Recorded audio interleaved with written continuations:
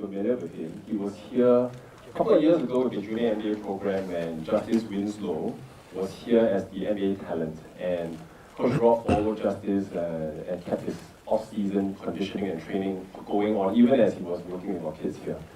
So now we're very happy to have him back, and this is all thanks to the Singapore Slingers. So Michael Johnson and team, thank you for bringing Coach Rob back to Singapore. They connected back then, and I think conversations have been going on ever since. I'm very happy to have you back this time around. Appreciate it. The privilege is mine, guys. It's wonderful to be over here and to be able to sit in a room like this with hopefully a lot of excited sports minds. So I'm looking forward to whatever the day brings. So thank you. Yeah. Thank you. And I think many. Oops. Can you? Okay. I think many of us here are basketball. Maybe show of hands. Who's a basketball coach here? Who's not a basketball coach? Okay. Who's not a basketball? So it goes a lot faster there. Oh, really? Very cool. What sports are you guys from? Swimming. Swimming? Swimming? Any more football, anyone? Swimming? Golf. Golf? Squash? Where's the squash guy? Squash versus sports. So we have squash, golf, swimming. This is so cool. So I get to ask you guys questions too, right? Anything else? Any badminton, folks? Yes? Bowling? Bowling? Nice. Nice. Softball. Was that a softball? Softball. That's like baseball. No, my daughter was an All-American softball pitcher in the United States. My dad was a professional baseball pitcher for the Cincinnati Reds. My grandfather was a professional pitcher. I was actually headed down the road to be a baseball player first and was going to go into the Tigers organization, but signed a basketball contract instead. But for us now, we have you. I'm trying to figure out if it was lucky for me to go the basketball direction or baseball. I don't know. It's been a great life so far anyway. But is that all the sports? Swimming, golf. So I have to ask, since it's golf. You golf here. So tell me, do you have a team that you coach? Yeah, I'm the national coach here, the national players. Nice. Where did you play? Where did I play? Yeah. I played a little bit in the US, Asia, Australia mainly. Okay. On one of the tours? Yeah, Australian tour and Asian tour I played a little bit. Nice. I had a couple of goes at the US tour, but unsuccessful. Hence the coaching route now. Listen, anybody that pulls out the sticks to go get in those tournaments, I missed the U.S. Open a couple of times, played in the amateur, the mid-amateur, played in some Hooters events, qualified for nationwide. That's awesome. For sure, Love it. spent a bit of time in Miami playing up there too. So. Yeah, nice. That's great. Sorry to go off on that tangent, although you should probably get used to it. So. Well, we're going to have a lot of time to talk about different things today. Okay. But maybe to kick us off, actually Coach Rob has been hard at work for the past, 5 days or 4 days already?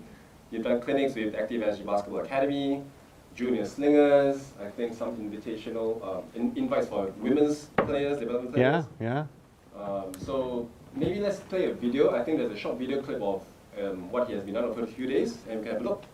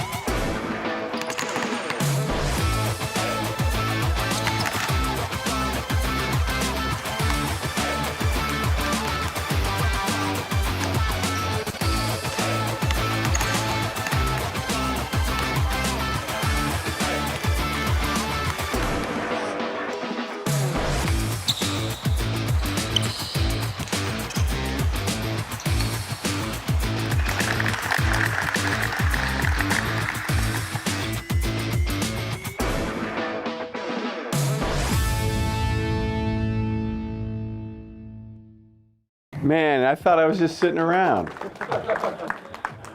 If you guys notice, there's all the different things that Coach Rob does, but one thing that stuck out for me was the shooting, right? And Rob actually is a shooting coach of the Miami Heat, the NBA team.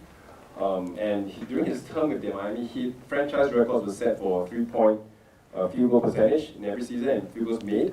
Oh, yeah. Right? Yeah. And worked with players such as Kevin Durant, Tim Hardaway, Alonzo Mourning, Jim Jackson, and even the current players in Miami Heat, so Tyler Hero and also more Duncan Robinson. Yep. Right? Duncan Robinson from University of Michigan, undrafted, right? But within 3 seasons working with the team, he was a fringe player in the G League when he first started, but now he's making records. I think one of the records that I just read that he was the fastest NBA player to hit 600 three-pointers made. He did it in 184 games, and the previous fastest was Donovan Mitchell at 240 games. Yep. Yep. So that was just really amazing, right? And he nailed a 5-year, $90 million contract now. Largest NBA contract for an undrafted player. Yeah.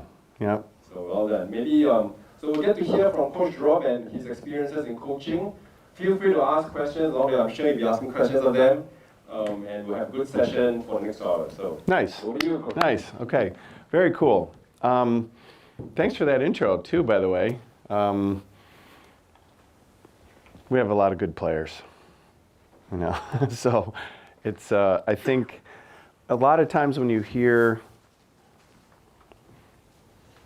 a player talking about this teacher, great players make great teachers, and then great teachers can make great players.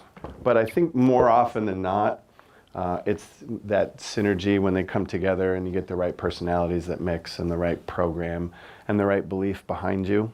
You know, I think that becomes a big deal. Those guys are really great stories. I think with the Miami Heat, I've been helping the Miami Heat for a long time. And the last 6 years on staff's been really great. We've broken every shooting record that the team's ever had, but take that with a grain of salt. Yes, our players have done really great stuff, but the game is also changing, and we change with the game. And because the style of the game is different, those records are always going to fall. So what's interesting is that when you get a longer standing record of shooting, that even in this type of game that everybody's playing now. So the cool thing is guys like that, one of the things that happens with the Miami Heat is we have a reputation for being able to build good players from undrafted guys. And Duncan Robinson is really famous. That year when Duncan first started playing, Kendrick Nunn was also, Kendrick was a starter on that team too. And Kendrick Nunn was an undrafted player who was about 6'2" and was runner-up Rookie of the Year in between Zion and Ja Morant. So it doesn't matter where you start. If you get on that path of achievement and you get the right people kind of leading you there, all kinds of great things can happen. And people that are familiar with our team, the stories go on and on. Nowadays, it's Gabe Vincent and Max Strus, who's now, Max is going to become the next guy, and Gabe's going to be that next guy. And what we do is we've been able to take people, the very first team that we had when I was on staff, I called them the Island of Misfit Toys. And it was because we had a lot of broken players. It was the year after, LeBron had left, and then Dwayne had just left, and Chris Bosh was out with blood clots. So he's never going to be able to play again.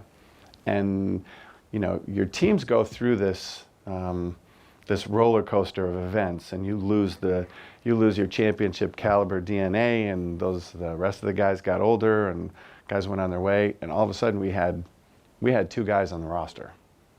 And then we had to put a team together, and it was kind of the land of opportunity, so people came in, and it was guys that had been cast off from the rest of the NBA, and we were able to put a team together that started off 11-30.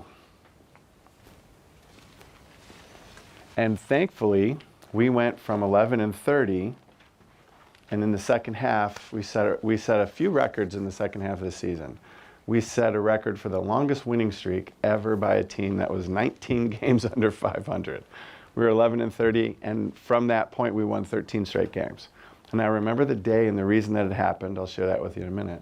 But we came back and we were 30-11 in the second half of the season. The moral of that story is we refused to let go of the rope. We weren't going to just pack it in and wait till next season. And it's interesting, in the NBA, there is no next season. And I think if we approach all of our teams like that, because I know that there's a bunch of different angles that we want to approach team building by, and we'll talk about that in a little bit. There's one where you're developing your programs, but when you're playing with your highest level elite team, you get one chance. You can bring back an entire team of 15 guys, the exact same coaches, the exact same players, the next season, and nothing will be the same.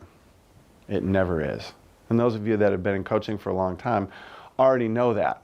And to experience something like that, people come back, and players who have worked in the off season, they want to be something different. Coaches that are trying to build a coaching career, they're looking to go somewhere else. Somebody else is trying to become the star of your team. The stars are trying to hold on to, so there's a lot of dynamics that we need to be able to manage as coaches and be able to build these teams where you have a common goal that also fits with the individual's goals. So that's our league. And I think, I know the higher level you go, it's always a commonality with that. So, but back to our Duncan Robinson guys, those guys and Duncan's a great story because he started, and Max is actually very similar. Duncan Robinson started in Division III in the United States, Williams College. And when he was coming out of high school, he didn't have any offers of the places that he wanted to go. And he ended up going to Williams College, Division III, and had a great season his first year. And one of the coaches that was there left Williams after Duncan was a freshman. He was an All-American as a freshman. So it was time in Duncan's mind for me to grow. And I need to go on, and I need to grow, and I need to get better, and I need to seek other challenges. And one of the coaches from Williams left Williams and ended up at University of Michigan on staff with Coach Beeline. And he called Coach Beeline and said, listen, we need to take a look at this kid. Coach Beeline didn't want to have anything to do with it. Says, I'm not looking at that guy. He's slow. He can't guard anybody, blah, blah, blah. Somebody finally sent him a video and made him watch it of him shooting. Now, shooting is the new, or one of the new most important skills in basketball, as we all know, we've all experienced. So Coach Beeline watched him, and after watching him, he's like, all right, maybe we should take a look at him. So long story short, he ends up playing at University of Michigan, graduates from there after they played for a national title, and Duncan played in the Final Four, and he went to Summer League, didn't have a team, and his agent was looking for teams. He got 2 offers to play on Summer League teams. He chose to play with the Miami Heat. This is where the story becomes a unique look into an individual's personality. With Duncan, he chose the Miami Heat because he wanted it to be harder. He knew that it would be the greatest challenge that he'd ever have to be able to be the player that he dreamed or thought that he could be. So he started up with us, and then he met our coaching staff. So we watched him in the summertime, and he did some nice things, and he probably shot 28% or 26% from the three-point line in Summer League. But he had a game where he hit 5 threes in 1 quarter. And in the NBA, you're looking for guys that we call ignitable. And you see that, you go, okay, that kid's ignitable. So the program got laid out. Here's what we're going to do. So it basically kind of played out like this, is we absolutely tortured him for about a year and something. Tortured him. Made him work in ways that he never thought he ever had to. And we changed a whole bunch of things about the way that he did it. And blessing comes along, and he has a good G League season until we were playing the New York Knicks, and our G League team was playing the Knicks G League team. So we went up to watch the game. And interestingly, the guys are in the layup lines getting ready for a game. It's a big game for our team, for standings and trying to make the playoffs. As the game is going to start, as is reasonably common in the G League, 3 of the guys got pulled out of layup lines with call-ups. So they went from having 10 guys to 7. And 3 of them were obviously 3 of their best players. You're out, you're out, you're out. So now they're warming up with 7 guys. Now you've got to figure out a way to get a win when you absolutely have to have it with 7 guys. And the reason I'm telling you this story is Duncan had a pretty good game, but there were 2 winning plays that needed to be made. There was a ball loose on the floor, and my guy Duncan never moved for it. And there was another one right in front of us, and the game is on the line, folks. And he went, and he didn't make the winning play of getting on the ball. So I thought, okay, I'll see you next time. So Duncan came up with a big team in Sacramento, and this kind of started a whole domino effect of some of the things that I do with players. So I took Duncan, and I did not know this. The Sacramento News was filming the workout with Duncan in the pregame. So because of the nature of time limitations with us, Duncan's workouts would be pregame. So I'd get him for about 20 minutes and absolutely blast him for 20 minutes. So I put him on the floor. I said, Dunk, if we're not going to make winning plays out there, we're going to learn how to do them right here, right now. So I had him, so if you picture that being the basket, I had Duncan sitting on the floor like this, and I would roll the ball. And what I was doing was I was making him aware of all of his senses. He had to sit there like this, and he had to find the ball. And when he figured out where the ball was, he had to get up as fast as he could, dive on the floor, slap it to me, and then sprint to the next spot. I'd throw it to him, and he had to hit the shot. So the way we had him train was, that was one. I'd have him sitting right there, and I'd say, Dunk, come in. He'd have to run to the scorer's table, run down to the corner. I say, okay, sprint to the other corner. And he'd take off, and I go, stop. That's not a sprint. You can't run faster than that. You can't play up here, kid. Get over there. And I said, go sit down. And I'd give him the buzzer. You're out. So he comes back in, and he has to sprint full speed. I put the ball on him. He gets 1 shot. If he makes it, I'll let him do it again. If he misses it, sit down. So all the time we were that was the beginning for him. And this kid gobbled it up. He just looked at us. He's like, what else you got, coach? What else you got? Duncan, you're done. I got more. I can give you more.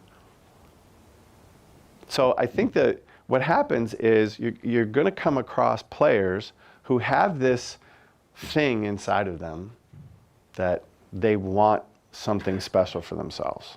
They want greatness. And then once you're able to figure out ways to pull that out of them, then you get a pretty cool success story, you know?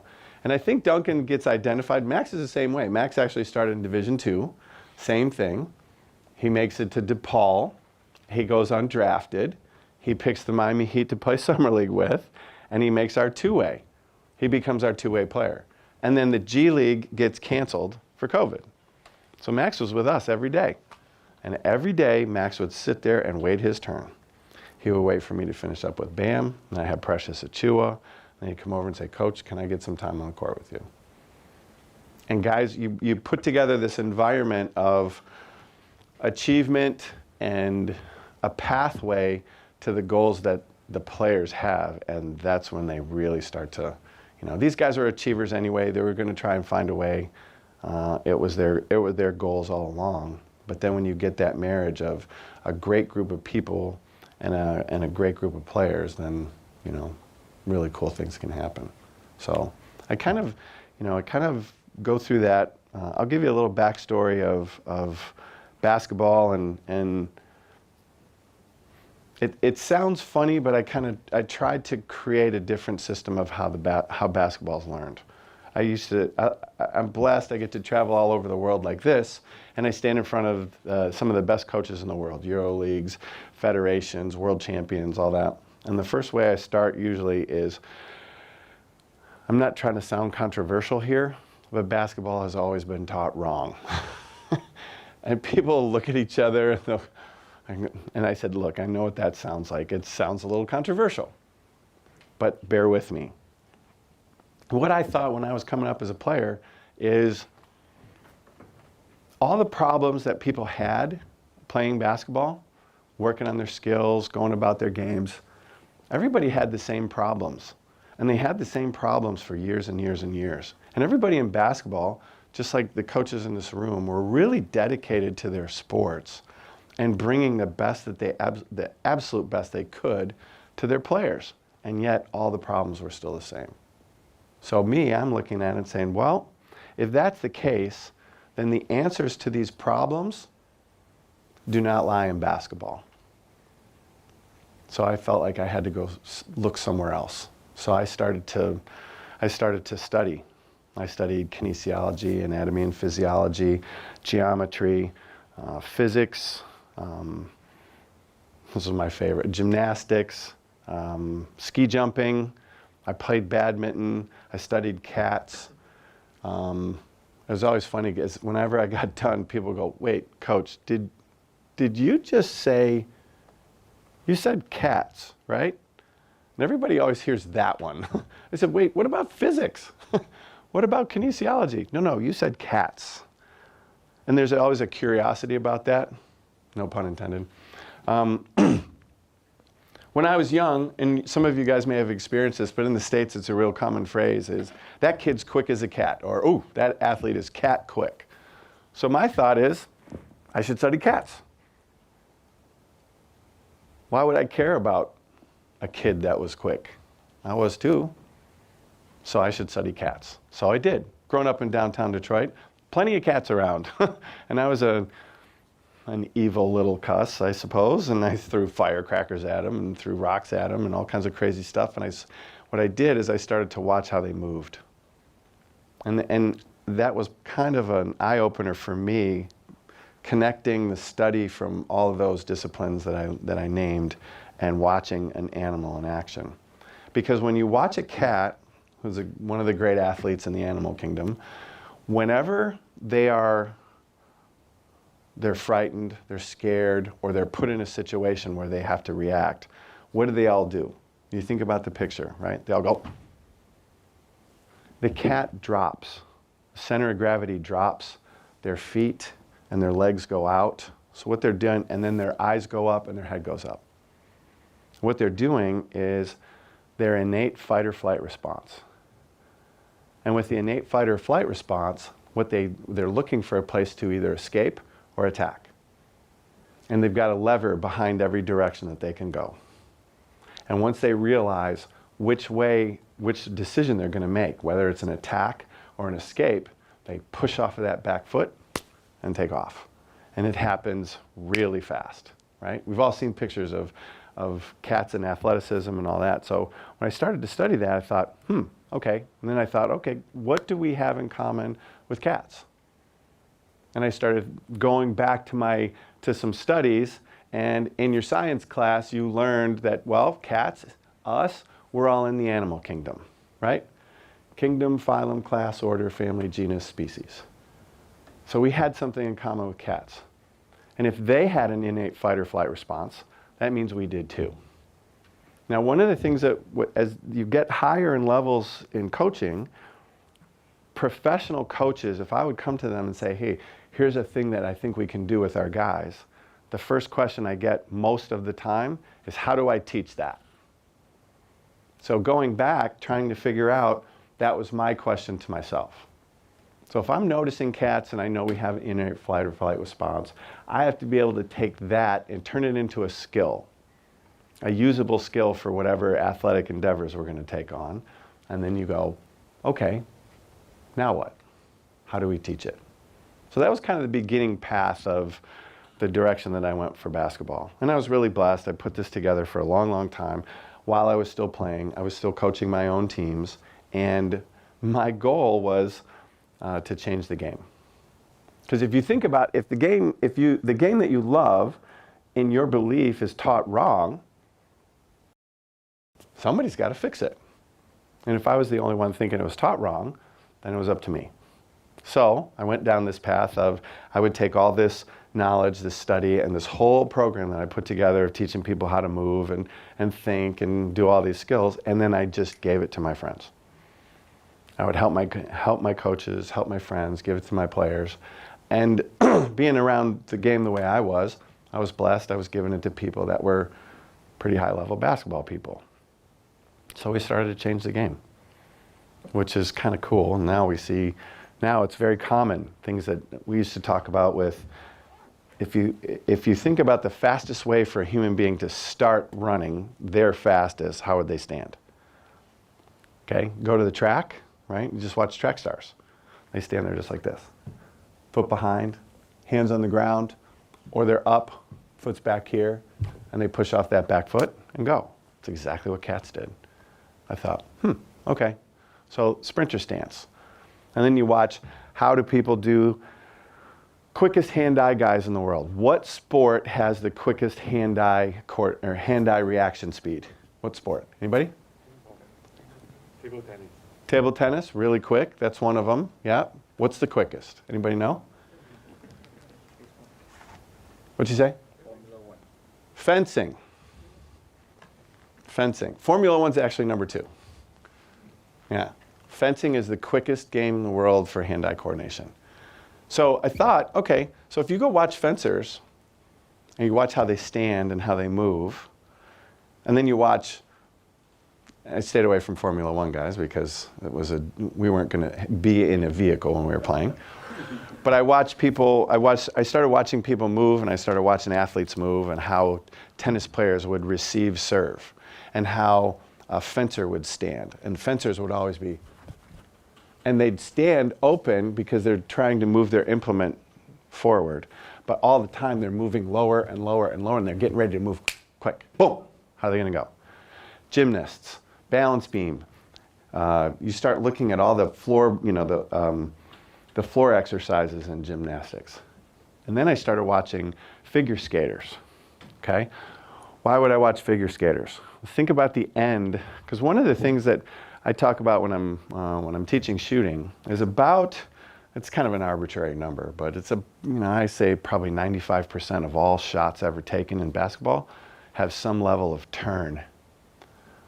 Because players very rarely stand right here and the ball's delivered perfectly and I don't have to move, excluding free throws. When you're playing, you're going to have to turn. So if the ball's over here, the basket's over here, there's some level of turn. Quarter turn, eighth of a turn, 16th, 32nd, whatever. And then the greatest plays, 180-degree turn. Sometimes it gets even more than that. So if you're watching figure skaters, at the very end of the routine, what do? They make that spin. And if you watch them, when they want to go slow and they're spinning, what do? Their arms out and their legs are out. And then when they want to go fast, they pull it all in and they're going. How many people pictured themselves in that spin saying, how in the heck do they stand there at the end of that without being dizzy? Right? Now, that was one of the ways I started to think, wow, there's something to this posture. There's something to this. And then I was a baseball player too, as I said. And one of the things about baseball, let me see if I can do this without screwing it up. So if you play baseball, every little kid that plays baseball runs around with a baseball bat. And you pick up a baseball bat, and you hold it in your 2 fingers, right? You hold it like that. And you move it around like this. Now, as long as that baseball bat is straight up and down, it's weightless. You can move it anywhere you want, like this. And as long as that baseball bat is straight up and down, it's easy to move around. As soon as that baseball bat tips over and you grab it, now you're chasing balance. That was my picture. Give you a little insight to this psychopathic brain I walk around with every day. That was my picture of balance. Because this is where I started to put together all of this stuff with how we learned basketball. So most of us are basketball people, and Thank goodness for you guys that are not, because most of the other sports were learned a little bit more efficiently than basketball was. Because the first thing we did when we were basketball players, we'd go, Mom, Dad, Coach, I want to play basketball. So being a good mom, dad, or coach, what'd you do? You grabbed a basketball and you gave it to the kid. The worst possible thing you could ever do. Because the kid, I did it, you did it, everybody that played did this. You took the basketball and what'd you do? If you started when you were really young, what'd you do? You went like this. And you started bouncing it on the floor, and look at me.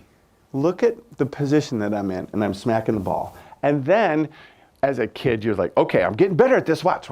And then you did the first ever really cool thing you ever did in basketball. Remember what it was? It was this one, the drill. You ready, Dad? Ready? Okay, ready? Watch, ready? And you bounce it like this, and you go. The step over between the legs move. And that was the coolest thing ever. You did the behind the back thing the same way, you bounce the ball. Now the problem with that is, you just learned the worst thing that you could ever learn in basketball ever. And that was to move your body around the ball. Worst thing you could ever do. The basketball is an implement. Your body is the tool that's playing the game. And if you think about doing this correctly, you would learn how to move your body around and then just attach the implement. Most other games are like that, but not basketball. And then, and here's where the system fails us too. Then after we went through the step over between the legs move, then we went to a coach, and the first ever camp thing we ever learned, and I'm sure most of us or all of us have experienced this as well, was the two-hand bounce pass or two-hand chest pass. So you picked up a ball and you went. Everybody see that, right? Shoulders up, elbows out, thumbs down, backspin. Step towards it. And I thought, oh my God, that's the worst thing you could ever do to teach somebody to shoot. I'll explain that in a second. So when I studied kinesiology, anatomy, and physiology, one of the things I learned is within the sympathetic and parasympathetic nervous systems, there's a thing called a central programming generator. In layman's terms, I called it a brain imprint. Central programming generator teaches us, or it's innate in us, that the first time we do something is how we will always do it. So if you think about Usain Bolt, when he sprints down the track, we all know he didn't jump out of the womb or the first time he ever got up to run. We know he didn't run like that. He was taught that. So knowing that, you think back to how we learned. If we learned basketball in this position and getting out of the way of the ball, once I understood that, you could start to see all the problems that we were dealing with. Shooters hold the ball like this. And the first thing they do is they try to get out of their own way, or they stick the ball out. Neither of which is a great way to play. And from a physics and geometry standpoint, it puts you in trouble, okay?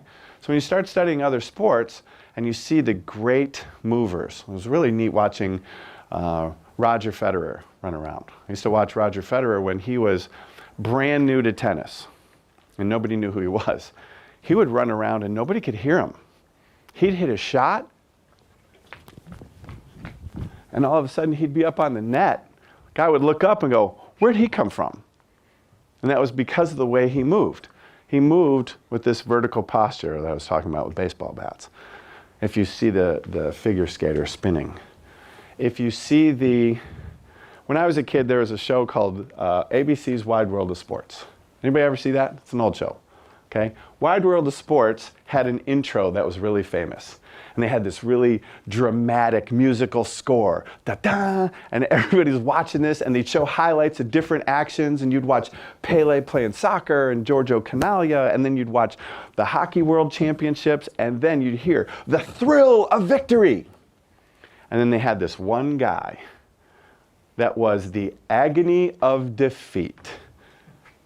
And it was funny, because the thrill of victory changed all the time. And the agony of defeat was always the same guy. For 20-something years, the same guy. And what it was he was a Nordic ski jumper. And here he is on the ski jump platform, And I don't know what happened, but he caught an edge and he goes over as he's going down the 70 or 90 meter platform. And he's going to get ready to take off, and he loses his balance. And he goes onto the, onto the jump, and he's spinning around, and you watch him tumble off there and just crash. So, why am I telling you that? Balance is important. And in order to achieve balance, we need to have good posture. We need to understand what balance is. So, as we went through that, you watch the great ski jumpers, they'd be down like this, but never like this. Even when they're squatted down, like if you're in a weight room and you're going to do a deadlift, eyes up, chin up, chest up. So all the basketball players heard that a million times. Eyes up, chin up, chest up. So we could create that vertical posture. So those ski jumpers would be like this, and then they would go, boom. And when they took off, their body, relative to the angle, was vertical. And I started to see those commonalities all the way through all kinds of different sports. So tried to pull things from different sports, cross sports observation, watching animals, watching, trying to deduce how it should be done.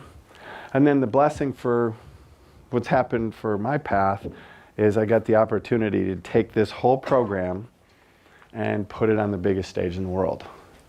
And one more great step after that is we've had a lot of success. The cool thing is we've never had anybody that didn't have a career year with us.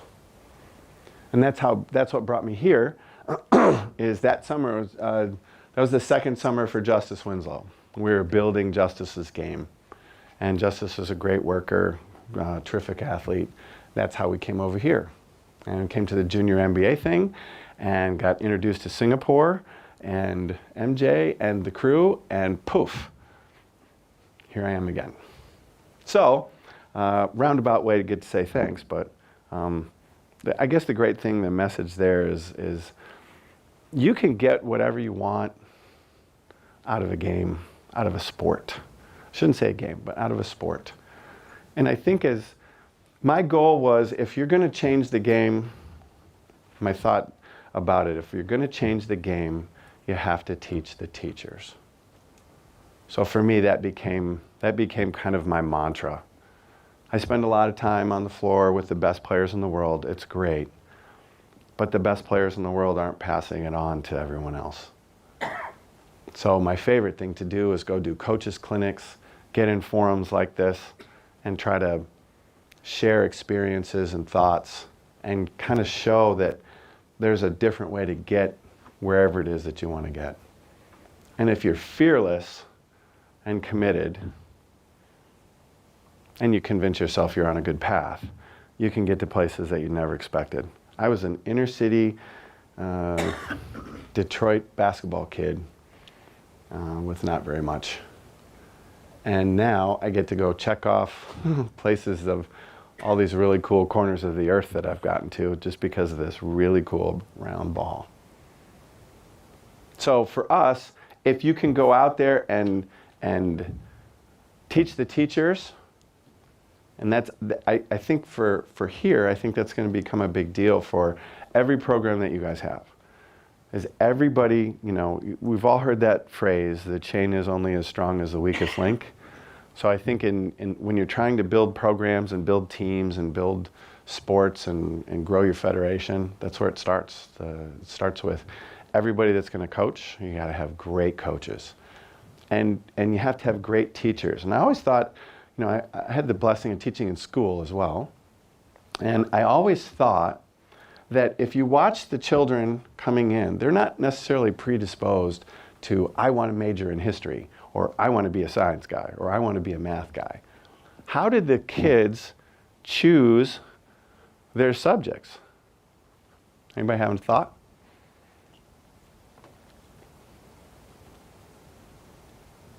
My thought, no wrong answers, but my thought was, they're attaching themselves to a personality. Some kids will do it because their parents did it. But a lot of kids go to school and go, wow, that guy's my favorite teacher. I'm going to study that. So my point to that is, as coaches, We are coaches, teachers, mentors, and we need to give them something to aspire to, whatever that may be. And you may find, I've had this happen a lot, you may find that I'm teaching basketball, or I'm teaching badminton, or I'm teaching golf, or swimming, or you're teaching something, but what you're teaching within the sport is you're teaching a way. You're teaching a culture that grows into what somebody's going to become. So as you present this to people, you present yourself to them. And young people, young players, young athletes are going to attach themselves to something that they find dynamic, fascinating, gripping, exciting, brilliant. You never know what the reason's going to be. You go through school and you take 30 kids and say, who's your favorite teacher? How many answers are you going to get? How many teachers do you have, right? You're going to have a whole bunch of different answers. And I think that's where we, as coaches and as teachers, this needs to become a really big part of what we do. Invest yourself. I always thought about it. I didn't have anything else other than myself to give to whatever I was doing. So that's what I gave. I gave myself, my thoughts, my experiences, my passion, my belief, all that. So as we go down that path as coaches, in whatever game you're doing, everybody's going to be, they're going to find a reason to stop. They're going to find a reason to quit. But if you take a player or any kid to the highest level of what they can achieve, it becomes an interesting tool for them for the rest of their lives. There's a cool phrase I like to quote.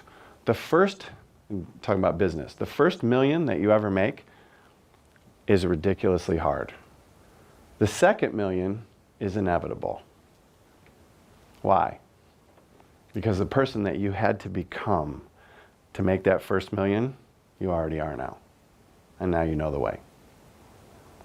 And that's kind of what, I think we can all do that as coaches and teachers and kind of impart that onto people and say, here's the way.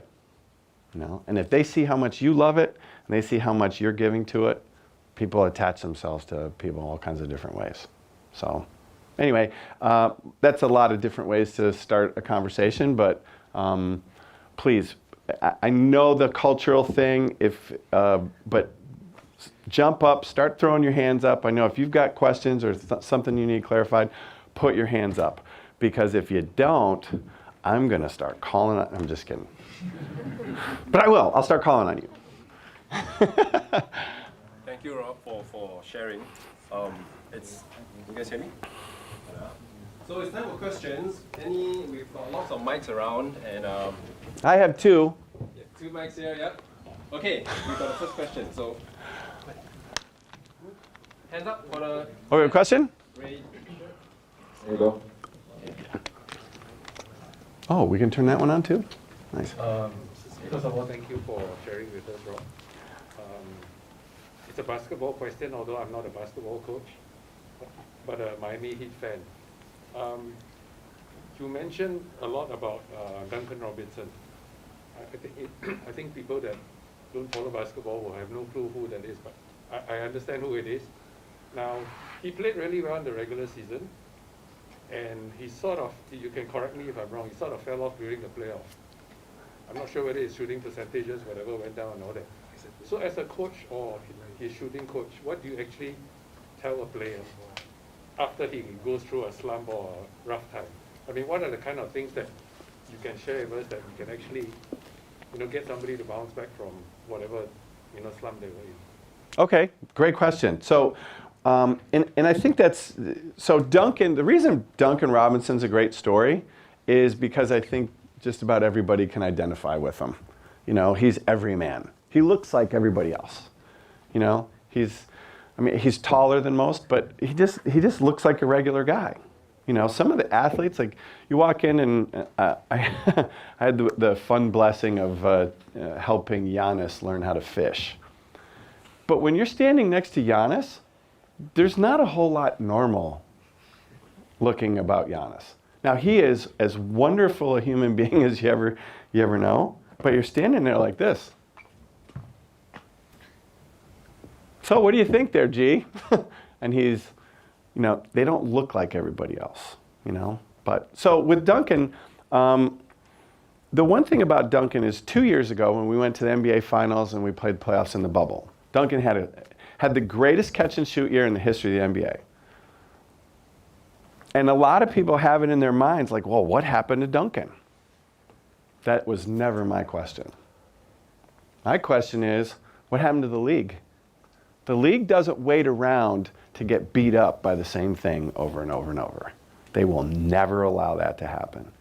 So the first year Duncan was playing, he had to learn how to play at speed. And we were dribble handoffs, back cuts, dribble handoffs, sprint catch and shoots. That was Duncan's menu. And Duncan set an NBA record of, I think 88% of his shots attempted were threes. Now, the next year, Duncan started off slowly, similar to this year. He started off a little slowly. Why? Because the defenses adjusted. They said, okay, we cannot let that guy come off of a catch and shoot. Or we can't have him come off a handoff. So what happened is every time he come off a handoff, teams would double team him. Every time he's running off a catch and shoot, they have two guys watching him. The guy on him gets more physical, tries to make him go a different direction. You know, everything about basketball has evolved. Everything for a player has to evolve. Your game has to evolve. Because if you have success doing something, this is what you have to appreciate about any great player in any sport. Every game evolves. Everything evolves into something else. Our thought processes change. Okay? 50 years ago, everybody in science, because I love that phrase, it's science, it's settled. There is no such thing as settled anything. 50 years ago, the atom was the smallest particle in the universe. Now you know where I'm going with that, right? Now the atom's been broken up into protons, electrons, neutrons. Now we've split electrons. We've split the atom, then we split electrons. That big thing in CERN, Switzerland, is spinning atoms around. I mean, everything changes. 500 years ago, everybody thought the sun rotated around the earth. So my point is, the evolution of things, the evolution of players, the evolution of the game. There's always going to be, except when you're dealing with the absolute elite, there's going to be a ceiling. So wherever that ceiling is, we have to get that player to go to his ceiling, and then as the strategies change, then it's on us to find ways to help somebody like Duncan. Okay? So it'll be the same thing with Max. It'll be the same thing with Tyler Hero. It'll be the same thing with Jimmy Butler. As Jimmy gets older, how's his game going to evolve? It's the same. It's as the game evolves, players have to evolve. Okay? So, the struggles for him is the defense has changed. They put different assignments. When Duncan first came out there, everybody's like, yeah, he's a shooter, but we'll just put that guy on him. And then he'd throw 7 threes in on you. And the second time he did it to you, then you thought, all right, we need to change our game plan. The game plans change, the games change, and all that. But more to answer your question, how would I deal with somebody that's in a tough place, is the way your mind works. Our minds work in the positive. And what I mean by that is they work on instructions. And I think you have to be, I don't want to say careful, but you have to be cognizant of how you direct your message to players. So I'll give you a little exercise. Some of the guys did this the other day. Okay, I'm going to give you an exercise. It's a brain exercise. I want everybody to do this for me. Ready? That's kind of funny. Whatever you do right now, clear your minds, and I'm going to give you something. Whatever you do, do not think of an elephant. It's laughable, right? But it's the insight to your brain. Your brain works in the positive. You can't, and parents know this too, you can't walk out of the house and say, okay, I'm going to pick up your mother. Whatever you do, don't go in that room while I'm gone. You've got to know that as soon as before the door even closes, what's the first thing that kid's going to do? They're headed right into that. What? Well, what the hell's in there? I want to know. Your brain does, yeah, exactly. Your brain doesn't work like that. Your brain works by instructions. So what I do when somebody is struggling with something, I'm working on the keys that either A, made you great, or B, is going to get you to your best version. So here's what to do. So when you walk up to the free throw line for a free throw line routine, or you've got a 12-footer to win a tournament, or you've got game point of, or however this works, if you give your mind instructions on which way to go, that's how you can control your focus. If you're standing up there on the free throw line, and my routine is, I put my guys on a similar routine. I ask people all the time, basketball players, right? Tell me, what's your free throw routine? Spin the ball, bounce twice, and shoot. Spin the ball, bounce twice, then I shoot. Great. Do you breathe in or do you breathe out? Breathe out. What's that? Breathe out. Breathe out. You breathe out. I'll bet you have no idea if you're doing that. You're so full of it. I saw you. I saw you shoot. What are you talking about? Okay, where do you stand? The middle. In the middle. Okay. How do you know it's the middle? There's a line. The, I don't know, man. Right. So wait. But this is a great. I knew you'd come through for me. This is how it works. I ask people this all the time. What do you do? And the first words out of their mouths usually are right? You've seen. We've all had that conversation. So, what's your free throw routine? And they're trying to access in their brain going, I never really thought about that before. I know you know that. I spin it twice. But my guys know exactly where they're going. There's a nail in the center of the throw line on every wood court in America. Do you know why that nail is there? Everybody says it's because they put it in the center. Why is it there? So they can paint the circle. Isn't that funny? So we know it's the center because that's how you paint the circle, right? Now, what goes, if you know that the nail is the center, what goes in the center above that nail? What do you put there to know that you're lined up in the middle? Most people, what's that? That's what most people will say, is your foot, okay? Because we've all seen it. LeBron James does it. He puts his foot right on that nail, and he stands there with the ball, and the ball's over here. Now, to me, that didn't make any sense. So I go through that with my guys. It's very specific. And the reason that we want to have specificity is to create clarity. We don't have to think about anything else. Well, I put my foot 2 boards over from that nail. I open my chest up to the corner of the board, and then I spin the ball twice, take a breath, and shoot. And if you create clarity with your players, you'll generally create better results, okay? Because a lot of times when people are struggling, all these other crazy things start entering their minds. Like, do I belong here? Okay? We were talking about golf. I got to play in my first sectional qualifying for the United States Open. Sectional qualifying is if you get through this, you're playing in the greatest golf tournament that America has to offer, right? In the US Open.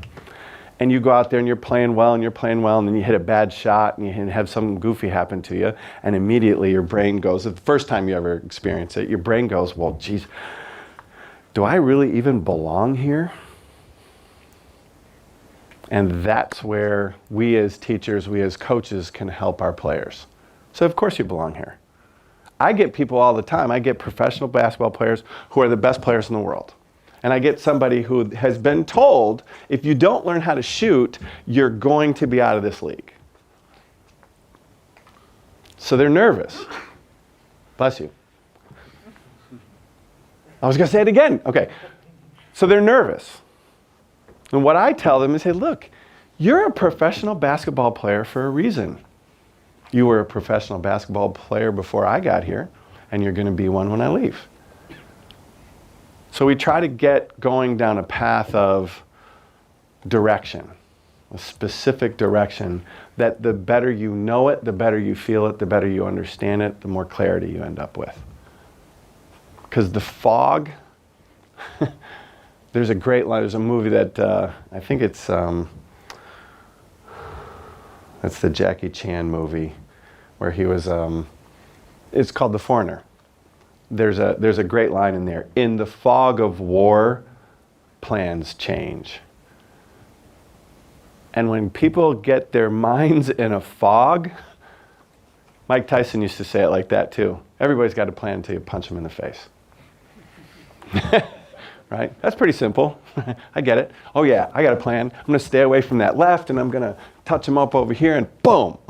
Okay, so much for that plan. That's where clarity happens. That's where us helping and giving direction to our players. I always try to lead guys into, we know what your best version is. This is how you have your best version. That's what we're going to do. And usually, we've been blessed as we don't have people in, when I'm around, we don't have people in slumps very long.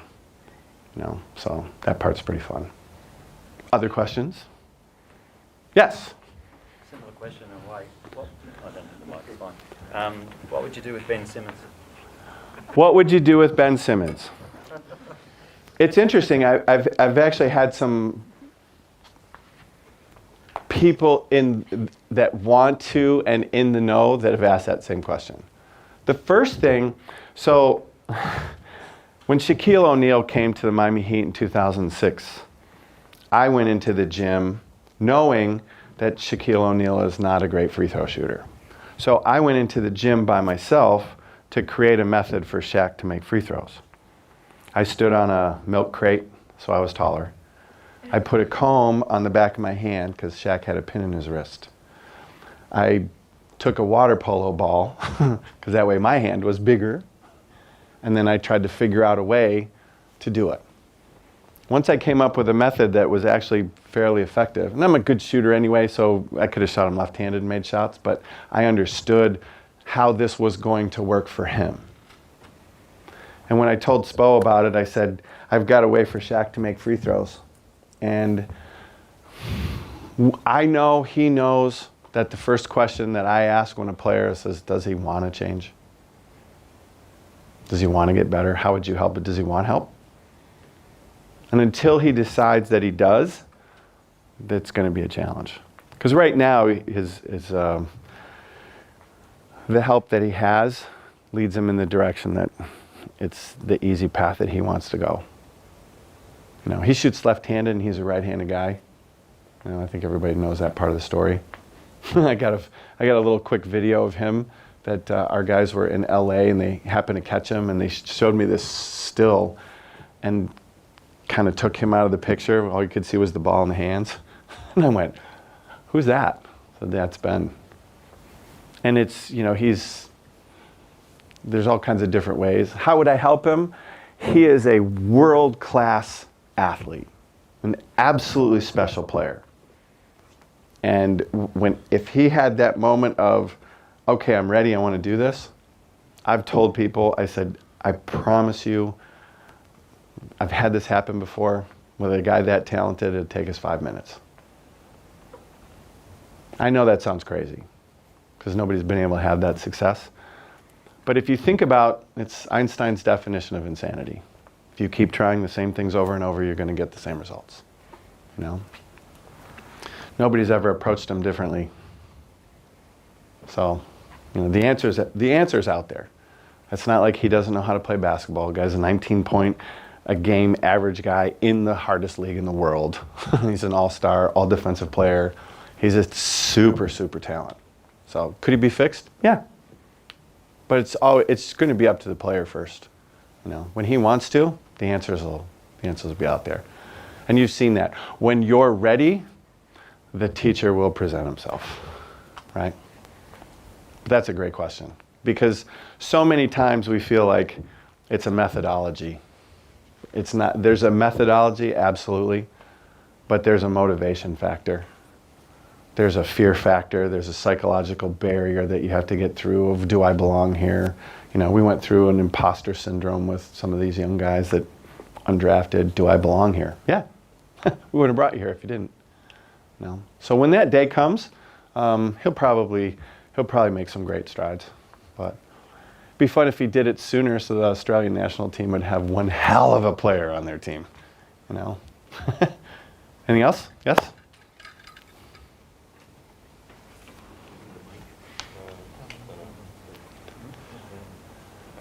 I have.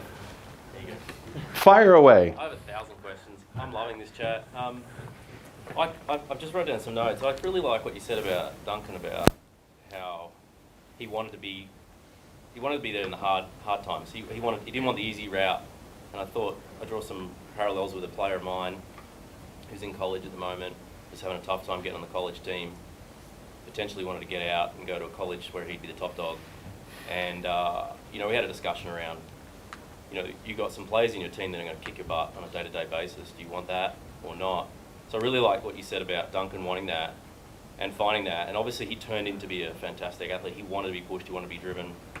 They're always difficult to find, I know, right? But this guy in question is also going on leaps and bounds as well as a result, a couple of years removed from that now. So I just wanted to share that. I think that was really cool. It stood out for me. But I'm curious, golf relationship. Obviously, I'm trying to parallel some of this stuff with golf. And I think, basketball being a reactionary sport, most of the time, you don't have time to think, right? And I'm thinking golfers have far too much time to think. Yeah, they do. Until you hit that one shot that goes in a place that shouldn't. Yeah. And yes, you still have time, but boy, it looks like the world is spinning. Yeah. Jean-Claude hit that shot. Yeah. Right? Yeah, true. What I'm talking about, Jean-Claude Van de Velde led the British Open by 7 shots going into the final round. I don't think no Frenchman's ever won the British Open. He gets to the last hole with a 3-shot lead. And for those of you that understand golf and professional players, that's an easy track in. He hits driver. Everybody's like, I shouldn't have hit driver, but he hit it in play. And then he hit a shot that everybody thinks was the bad shot that was not. He hit a shot over the water hazard and into the stands. And the strategy was hit it into the stands and you'll get a drop right there. Jean-Claude was probably the victim of the worst luck in the history of sport. He hit a shot that hit a round pole, this big around, right in the center. The ball hits it, and it bounces straight backwards into the water. And then the fun begins. So to your point, that world looked pretty spinning, right? Because I always think that, and I agree with you completely, golf is the exposer of character and the exposer of what's going on in your mind. It exposes you more than any other sport. Because you're standing there making the decisions, and you can point fingers all you want. It's you, right? But yeah, and he all of a sudden he's standing up there, and man, that stuff. Even though it took a long time, I promise you, his mind was going like that. I guess to the point, what I'm trying to relate to here is that the free throw shooting I find it very similar to a golf shot. Yes. I'm fixed. I'm standing right here in the spot. I'm not moving. The ball's right there. Basketball, the ring is right there, it's not moving, I'm standing on that nail you're talking about. Yeah. Now's my routine. So I do a lot of coaching of the routine aspect of it. I'm curious how specific you get in terms of to me, tension's a killer, it's a silent killer. I don't know how much it is with basketball, but talking about breathing out or breathing in. Yeah, exactly the same. I get my players I'm really curious to hear your thoughts about the breathing aspect of it and reducing tension and condensing that routine and challenging the player on what's in their routine and the specific part of that. Yeah. To help them execute, no matter what's going on around them, whether it's to win the playoffs or whether it's in the gym against your friend, right? Yeah. And then to that point, if you can elaborate, how do you simulate pressure for someone like an elite athlete, like a Dwayne Wade or something like that? Okay. That you might not be able to simulate at all for them who've won everything. To a certain degree, it's a challenge, of course, because the environment's always going to change, but your brain doesn't, and the fact that it's you doing it, that doesn't change, So going back to the breathing question's a great one. So when I was going through all this study, I have my players breathe in, always. So when you're going up, we drill all the time. You make your steps, you breathe out, you let the air out, you go up to shoot. Now, 2 reasons. Oxygen coming in helps your muscles fire, helps your brain think, helps your brain be clear. Whatever is going on in your brain, it helps. It helps your muscles, get energy. But here's the bigger thing for me is when I do, my shoulders are going to the same place each time. When I'm breathing out, there's many more variables. I try to eliminate as many possibilities for error as I can. Okay? So the clarity of your brain, but also that that chemical effect. You know, you're taking oxygen in, your muscles fire. And the more oxygen you take in, you get used to it, your muscles will fire more similarly than if you're breathing out, okay? But I think the bigger thing is, how do you simulate pressure? How do you simulate that moment? So every player, like in the States, we all grow up playing that championship moment in one-on-one out in the driveway, or you're on there and we've all putted for the Masters Championship. We've all putted for the US Open Championship. But I think that what happens is, because we don't have clarity on what we want to do each time. Brad Faxon, I think, is a great example of putting. So Brad Faxon is one of the great putters on the PGA Tour. He's played in the Ryder Cup, one of the highest levels of competition. And he's kind of the anti-science guy, where people say, okay, we got to hit it there, we got to hit it this, and we got to think like this. And he looks at the putt and he says, well, let's see, the hill is like this, so the ball's going to go this way. So I got to hit it out there somewhere. And you know what? When you're a little kid, in any sport, and here, I'll give you an example real quick. We'll just pretend this is a ball. Okay, I'm going to throw it to you. Okay? If I'm standing here, what tells me how hard to throw it? It's a reaction. So, you know Dr. Bob Rotella, he's a good friend. He's very much about action-reaction. Davis Love and those guys, when they went to him, he would say, look and react. So if I run over here, and I'm going to go, here you go. Throw it the same place every time. Why? Because that's what we've trained for. That's how we've trained, and there's a spatial relationship that we all have. You know, golfers have to read how fast the ground is. So once they get used to that, it's this, you know, it's the same. I got to hit it solid, then I hit it here, and da, da, da, and you go through the same process. But I think the bigger thing is that letting go of allowing this to happen and rather than making it happen. But then there's another element. And I think it happens in basketball a lot. I know it does in golf. Golf's a little different because the silence is the killer, where basketball, it's supposed to be the louder. So a couple years ago, there was a picture of Hassan Whiteside. Hassan Whiteside played for us 6 years ago, and he was a career 47% free throw shooter. And Hassan, we could get him to make free throws in practice. We got him to his highest ever year. He shot 70% for us for one season, which was terrific. So I'm working on Hassan, and I would take him through, and I'd say, okay, Hassan, I want you to make 2 free throws here, and then we're going to go to another basket, and then we're going to go to another basket. And then one day the baskets were all full, and people were running around. So I said, okay, H, we're going to do this. I'm going to have you make 10. I'm going to have you make 2, and then reset. Well, at the end of our practices, the media comes in. So all the news media, all the guys doing interviews, all the cameras, newspaper reporters, TV guys, they're all coming in the door. Well, Hassan is facing the basket behind me, and I'm facing the reporters. So I changed the drill. I said, okay, H, I need you to make 10 in a row right here. Ready? Go. So he starts shooting, and he goes, and he's comfortable, he's in his routine, and he makes 10 in a row. I said, okay, great. Now, after the 10, I want you to go reset. So he makes the 10, and he turns around, and boom, there's the media. And you could see it, and it's like, I said, H, they come to the games too. I said, your girlfriends come to the games. The cheerleaders are always there. The crowd's always going to be there. Turn around and know that they're coming and embrace that they're there. They are there to watch you play basketball. They're there to watch the team play. They're there to watch and enjoy your talents. They are there because of your greatness in this game. You get to play for them. Funny thing was, he stood there for a second looking at the guys going, and then he turned around. I said, are you with me, H? I said, what's our routine? And I got him back on track, and he made some free throws, and then after that moment, he made the free throws, knowing that they were watching. You know what he said? He said, Coach, can we go shoot at that basket over there? The one standing right in front of him. He wanted to look it in the eye. The monster's not going away.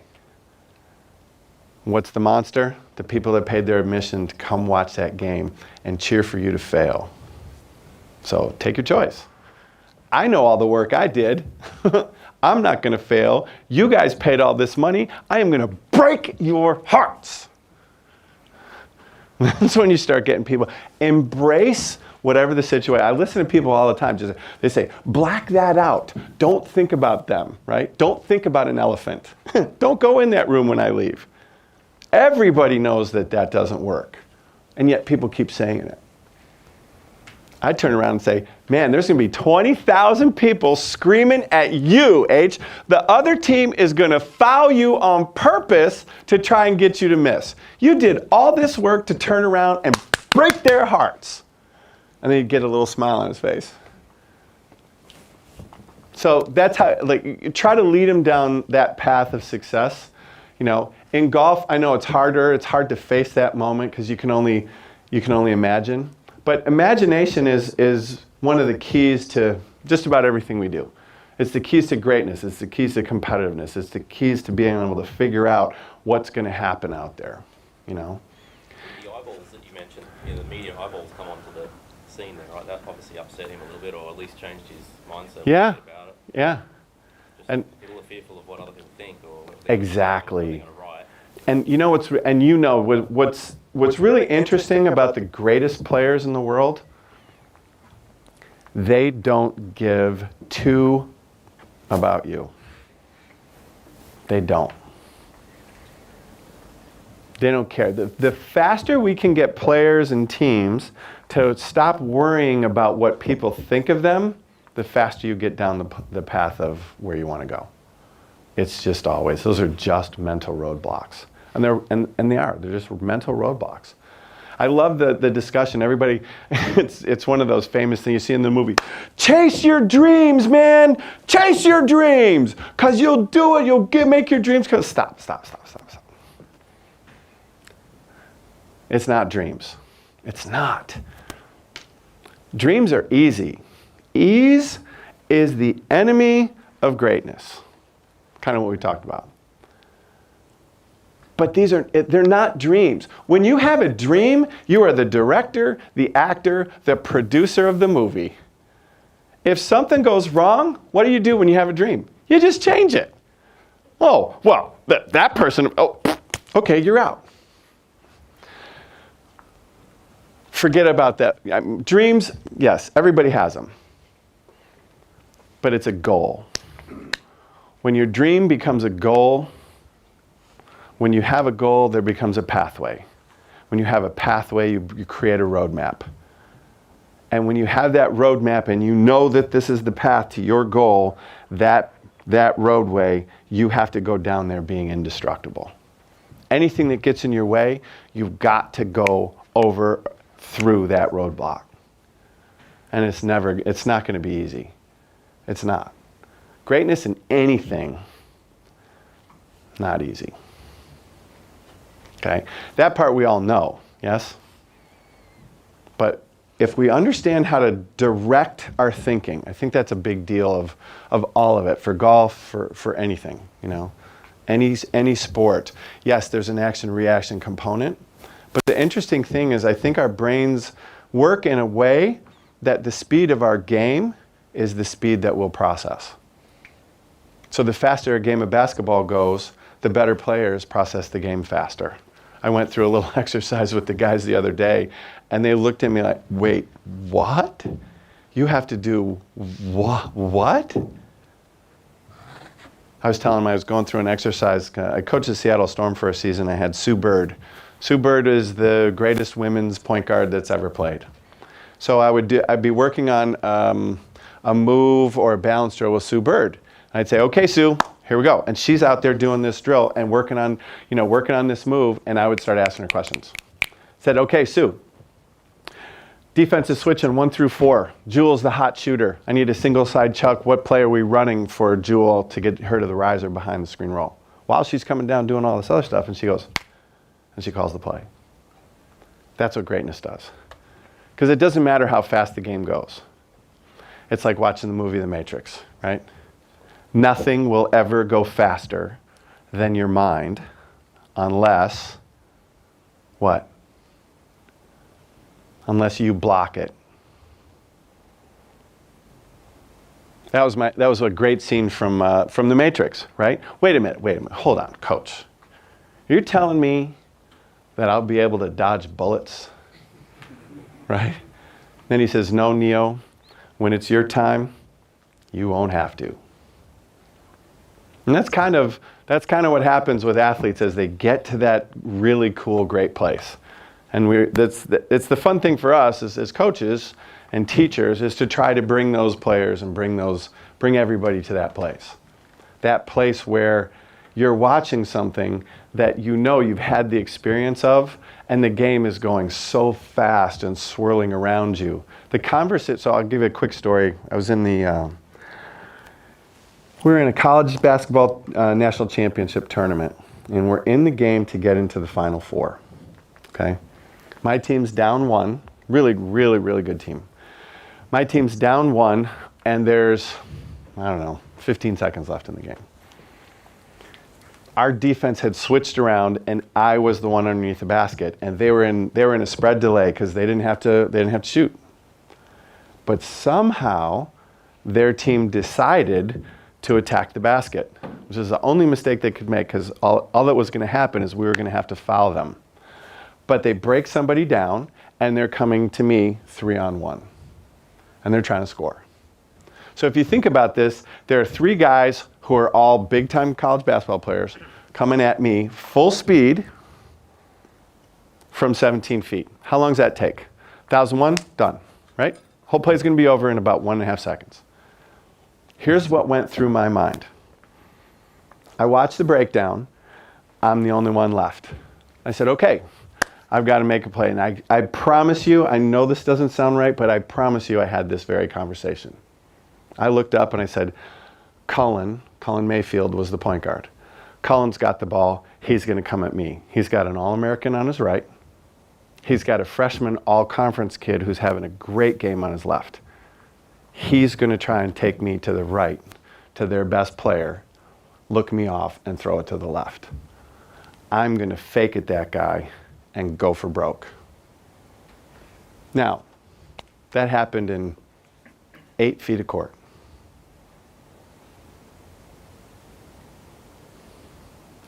He goes to fake, I break, and he throws it. And he threw it right where I guessed. I pick the ball off. I take off going down to the other end because we still have to score. One of their guys goes for a steal. I go by him. There's 3 guys. It's 3 of us on one of them. Now I have the same conversation in reverse. What do you think my conversation was then? I'm not making the same mistake Colin made. I'm taking this guy with me, and I'm going to wait him out. And our guy hit a basket to take the lead, and we ended up going to the Final Four. Okay, drew the guy, pitched it off. He lays it in. We end up winning the game. Pretty cool. But the point of it is, all that happened like that. And when we train ourselves to be ready for those moments, and I understand golf's not that speed, but you can kind of compartmentalize what things swirl and what things don't. And it goes back to what I was talking about is getting your brain to be directed. And the better we get at that as players and coaches, the better we're going to be. In an NBA game, I was having this conversation the other day. A head coach would probably make about 5,000 decisions in an NBA game. And we'll have all of our plays mapped out, every situation. We have about 70 ATOs, maybe 50 ATOs after timeout plays, written up for situations. There's 3 seconds left on the shot clock, ball's out on the side, here's our lineup, we need a 3, we need a 2, this is what they're doing, this is what their defense is doing, and we got them all drawn out. Because here's the play, right? Buzzer goes off and you go, I don't have any timeouts left. Okay, boom, we got to run this play. Here's what they're doing. We got to know what the defense is doing. We got to know what our guys are doing. Boom. And here's how fast the game happens. So when we were in the bubble, the very first game, Eastern Conference Finals against the Boston Celtics. We take the lead, we're up 1. They've got the ball on the side out of bounds, 7.6 seconds left. We kind of know their tendencies for after timeout plays. And our defense, our guys come over and it was such a cool moment. Our guys come over and in the huddle, the guys look at each other. What are we doing? What are we doing? Meaning, what coverage are we in? And our 3 best guys defensively were asking each other, what are we doing? We're switching. Jimmy Butler, we're switching, we're switching, we're switching. Okay, so we've got Derek Jones, Jimmy Butler, they're guarding Tatum and Jaylen Brown, and sure enough, they come together, we're supposed to switch. Now Jimmy Butler, who has one of the greatest basketball minds you'll ever see, for a 20th of a second, he forgot. Guys are coming together, and Jimmy's coming over, and Derek Jones is coming in, and they're looking, and Derek knows we're switching, and he's calling switch, and Jimmy goes like this, that long. And it was like, you could see he was going with them, and they went, oh, we're switching, and Jason Tatum already around. That's how fast the game is. Jason Tatum takes the ball, makes the right play, goes to the rim, Bam Adebayo makes the rescue play, leaves his guy, and it's an iconic play. Bam goes up for the block, the ball's here, there's the rim, back of his hand is there. Sometimes greatness just has to go make a play.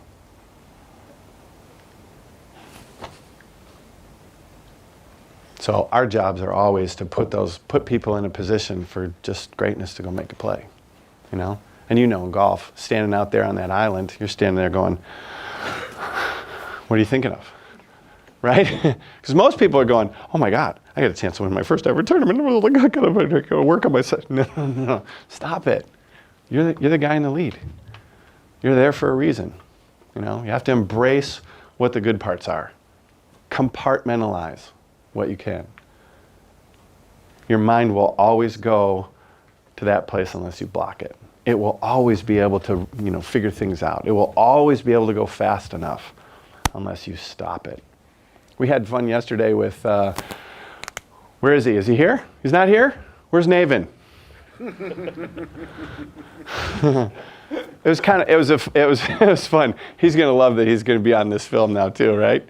So one of the basketball players, Navin, Coach, can I ask you? So I instructed everybody, here's what I want you to do. I want you to break off to baskets and go. And he's like, he's got to ask this question. I said, ask me when I get back. So the whole time I know, because I looked over my shoulder watching him, he didn't pay attention to anything he was supposed to be doing. Because all he was doing was stuck. I'm like, I got to ask my question. I said, shut up. And he comes over there and said, Coach, I got to ask you a question. I go, Navin, stop. You're not trying to ask me a question right now. You're trying to say what you want to say. Because if I know the question you're going to ask me and I've already answered it, but you're busy in your head because you just got to say something. I got to say something. And it's really a hard thing for athletes, coaches, everybody, is sometimes you just take a breath. Just shut up. And what I mean by that is quiet mind. You guys ever see the movie Last Samurai? Last Samurai is really good. And it was Tom Cruise who gets adopted into the samurai clan and he's learning how to fight, right? And he's going through the samurai sword thing and the guy looks at him and he's just the best guy and he just can't quite figure out how to beat him and every time he knocks him down. And he goes over to the side and he's kind of huffing and puffing and his buddy walks over to him and he looks at him. Remember what he said? Anybody? Too many mind. That was a line from the movie. Too many mind. So we can teach ourselves to control our... Is it going to be perfect? No. Sports are not perfect. Achievement is not perfect. It's dirty. It's ugly. Sometimes it's in the mud. Very rarely is it beautiful. You know what the beautiful thing is? The end. When you've achieved what you set out to achieve. And then you look back and go, wow, that didn't go anything like I planned. Because it rarely does. But that clarity, yes, question? So you're talking about like how the athlete's mind go crazy during competition. So does it mean like, do you train them right from the start of the season, like how their mindset should be like? Or is it like throughout the whole process, you're just telling them you're just eliminating the do not do this, do not do that, and make sure that they do this and do that throughout the whole season, so that at the end of during the competition, then their mind don't get into fog? Well, That's a great question. I think one of the things that we do pay attention, do we start from the beginning of the season? Absolutely. But we're also dealing with people that have done this their whole lives. So it's a little different than starting somebody brand new.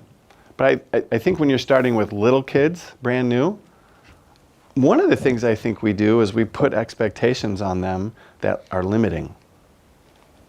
I think people are afraid to challenge the kids because they're worried that they're going to fail. Okay? That always drives me crazy. I use FAIL as an acronym. First attempt in learning. Okay? And Ben Hogan, one of the great golfers of all time, said, I never learned anything from a tournament that I won. And that's usually how it works. Our players have suffered through the greatest defeats, and you'll see it a lot in the NBA and in football and every other sport, team sports. The team that just lost the title the year before, there's something extra digging at them. You know, there's an extra piece of motivation. There's that corporate pain of all that stuff that we did and we failed. We didn't get to hold up that trophy, right? But we start immediately. Yeah, we start challenging people's brains right off the bat. And what happens is the team has to go at each other. And the way we go about it is, and I think at the highest levels, and the higher level you go in competition, the more collaboration that you find. There's a lot less competition than you think. There's more collaboration because people are trying to, you know, get to this next elite level, and there's only a few people that know how to do that, right? So in terms of conditioning people's brains, it's not all just, here, let's go this direction. I mean, we throw stuff at people all the time, and we try to get them. We bring our officials in to referee our scrimmages, and we tell the officials, okay, you guys have to really suck today. And we're trying to get them to that place where they're going to go into a rage or get into that place where they're out of control and they're focused on the wrong things. So yeah, we put them through, I mean, there's a lot of torture chambers that we try to put them in because that's, the truth of the matter is when that, like we're talking about in golf, I mean, it's the same in swimming, it's the same in every sport we're talking about. There's that moment where it is only you. And you have to have faced everything because you're going to face it. In order to get to that top goal or championship level, whatever it is, you're going to have to stand there and stare your demons in the face. The demons present themselves in all kinds of different ways. Most of the time they're in your head, you know. But there are people that are out there trying to, you know, they're trying to overcome their demons and you're trying to overcome yours. And sometimes the people get, when they start losing their minds, they focus on, well, it's the referee's fault. Or it's that guy's fault on my team who's not making any shots. Or they start picking out reasons. The great ones stand there and say, that was on me. And they actually mean it. It's not just a press clip, you know, but they actually mean it, you know. So in terms of testing people, don't be afraid, test them. You know, they're going to face, if you're trying to get to like the world championship badminton player, or we've had Michael Phelps in our pool in Miami, the best swimmer that's ever been in a pool. You listen to the mindsets of people, and they're different. You know, I say it a lot, greatness is always different. Greatness in business, greatness in sports, it's always different. Because they're willing to do things that no one else will do. And they're willing to put themselves in places that nobody else wants to go. You know, we've heard that cliche before. I think it's kind of a cool one. Everything that you want is on the other side of your comfort zone. And when you can take people there, dragging and kicking, or they're excited to do it, great. That's where they're going to have to get. Okay, so yes. Thanks, Rob, for... I love all the stories. I've also got 1,001 questions to ask. But I know that there are some coaches here who are not in basketball, and coming from Coach SG, where we kind of resonate with what you said earlier around, if you're going to change the game, then you got to change the teachers. And in Coach SG, we're in the business of nurturing the multipliers, and these are the coaches and the teachers. Yeah. And certainly want to develop teachers and coaches who are like you know, has got this. I don't know about that, but I appreciate the. You come across as someone with a huge thirst for knowledge. You're trying to learn from other sports, and that's why some of the other coaches in other sports are here. I'm guessing because they want to learn from other sports as well, what they can offer. So my question is around coaching, education, and development. How can we create, that environment? How can we create the structure and the curriculum to be able to develop coaches with a similar kind of mindset, where they're looking across at other sports, they're looking at integrating knowledge of sports science and everything else, put it in the context of their own sport, and see how they can better develop their players and their athletes? Yeah, no, that's a great question. From a program standpoint, so I've been blessed. I get to play golf with a guy I know there's been a lot of golf today, sorry. But you get to meet a lot of people from, no, believe me, I would have directed it that way anyway. I met a guy in Las Vegas that I got to play golf with. And he had, his 3 best friends were pretty high level people. Okay, one of them was the CEO of the All Blacks. And what we were talking about, because he was asking how we build our programs. And the CEO of the All Blacks, they were how they grow their things from the ground up. Here's what I'll say. When we did the interview, when we were in the bubble, I did an interview with our guys here, and we were talking about experiences in the bubble. And it's one of the cool things that as you get to the higher levels with coaches and people, and I think everybody that is on the path to this kind of acts the same way. Somebody said, well, what do you see that is interesting or unique about being in the bubble? And I said, when you're around the greatest coaches in the world, they all read. Everybody reads. Everybody wants to know something else. So what I would say about building a sports program, learn from everything. Don't just learn from sports. Because there are communications, there are transparencies, there's accountability, there's all kinds of different levels to reach. Go find, one thing that Coach Spolstra does that I think is a really cool thing, is at the end of every season, we kind of pick out who we want to go visit and kind of consult with. And at first, you go to like the greatest college football coaches in the country. And I always wanted to go to Bill Belichick, just to see a couple of things and pick his brain on why do you make this one decision. And that's all we're trying to do, is learn that one decision. And I'll give you a little abstract story in a second, but Ray Dalio was one of the guys that we've been, that Coach went to. So Ray Dalio is probably considered the Michael Jordan of investment, of money and investments. And he's just got this whole incredible style, and we learned a lot from picking their brain and things that are actionable. So, for example, we have a coaches retreat at the beginning of every year, and we start talking about how we're going to map out what we're going to do, and you plan out, and then you put these things into action. And one of the things I think is really, really important, we got to train with one of probably the greatest team in the history of mankind. Okay, if I were to ask you guys, what's the greatest team of all time? Chicago Bulls. Anybody else? Chicago Bulls have won 6 titles. Anybody else? Are you talking basketball? No.